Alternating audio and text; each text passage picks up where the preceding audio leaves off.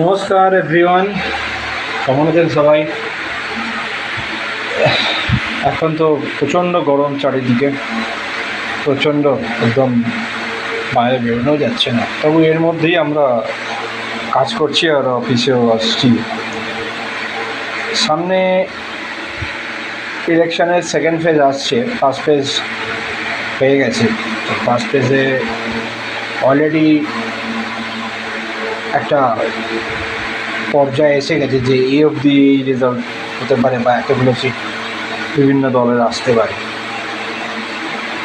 তো সেকেন্ড ফেজে যেটা দেখা যাচ্ছে, সেকেন্ড ফেজেও খুব প্রেসিডেন্সি এরিয়ায় যে ভোটটা হতে চলেছে কলকাতা তার পার্শ্ববর্তী এলাকায়, এখানে কিন্তু হাড্ডাহাড্ডি লড়াই হবে প্রথমে মনে হয়েছিল, কিন্তু তার সত্ত্বেও কিন্তু এখানে বিজেপি বহু জায়গায় লড়াইয়ে রয়েছে।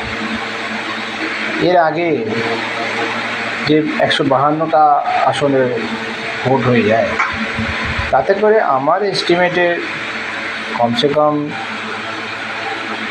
105টা তো বিজেপি পাচ্ছেই। আর বাকি তৃণমূল, বাকি সিটগুলো তৃণমূল আর কংগ্রেস আর যারা আছে, অর্থাৎ জনতা উন্নয়ন পার্টি, এদের মধ্যে ভাগ হয়ে যায়। তো যাই হোক, সেকেন্ড ফেজে আমাদের যেটা মনে হচ্ছে, সেকেন্ড ফেজেও কিন্তু একটা বিজেপির ঝড় দেখতে পাচ্ছি। বেশ কিছুটা আন্ডার কারেন্ট রয়েছে। সেকেন্ড ফেজেও অপিনিয়ন পোল অনুযায়ী 142টা সিটের মধ্যে থেকে অন্তত 70টা সিট বিজেপি আসছে। এটা বিজেপির আসছে লিখে দিতে পাওয়া যায়।